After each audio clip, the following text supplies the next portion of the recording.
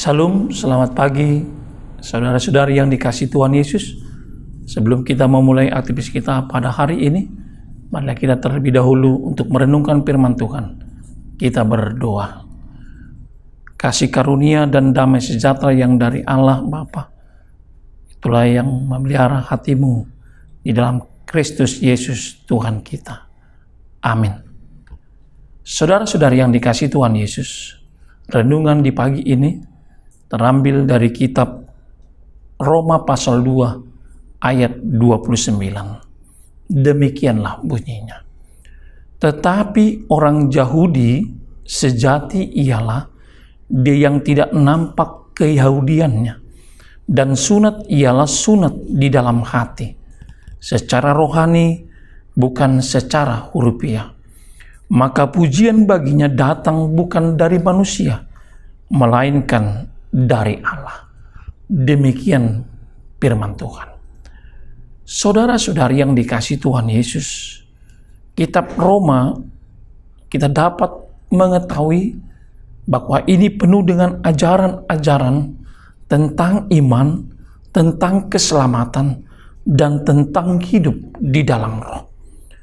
Oleh karena itulah Paulus menyuarakan dalam firman ini, dia mengarahkan kepada satu pemahaman dalam hidup kita.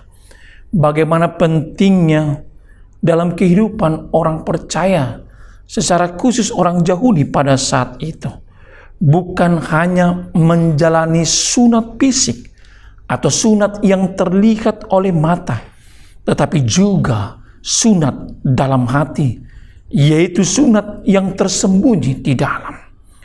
Dalam konteks ini, Paulus menggambarkan bagaimana sunat fisik adalah bagian dari identitas agama Yahudi yang penting.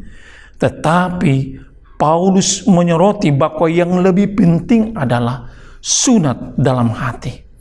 Inilah Bapak Ibu yang dikasihi Tuhan Yesus, bahwasanya sunat yang berarti perubahan dalam hati, perubahan dalam jiwa seseorang yang terjadi hanya oleh kuasa Roh Kudus, dan bukan hanya karena mematuhi hukum yang tertulis.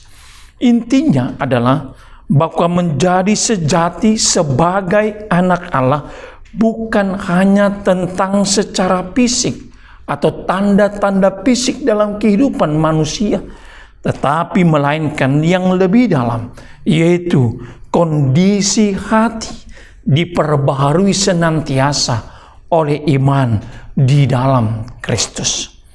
Untuk itu, saudara-saudari yang dikasihi Tuhan, apa yang dapat kita petik dalam nats ini yang menjadi renungan kita di pagi ini? Yang pertama adalah begitu pentingnya iman yang dalam. Renungan ini mengajarkan bahwa menjadi seorang Yahudi yang sejati dalam kerangka iman Kristen bukanlah tentang latar belakang etnis, budaya, agama, dan lain sebagainya yang hanya mengikuti tradisi-tradisi saja. Tetapi yang lebih penting adalah iman yang dalam hubungan pribadi yang mendalam dengan Allah kita. Itulah yang pertama, agar kita terpanggil untuk hidup senantiasa mempunyai iman yang dalam kepada Allah. Yang kedua adalah kita diajak serta dengan pemahaman sunat dalam hati. Konsep sunat hati menyoroti pentingnya perubahan batin dan transformasi dalam hidup seseorang yang percaya.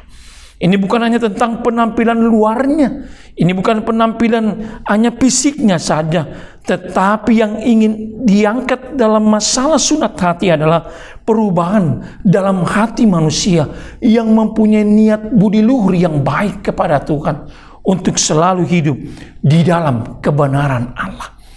Yang ketiga adalah melalui renungan ini kita diajak serta kalau manusia mengandalkan kuasanya saja, dia tidak mampu untuk merubah hatinya.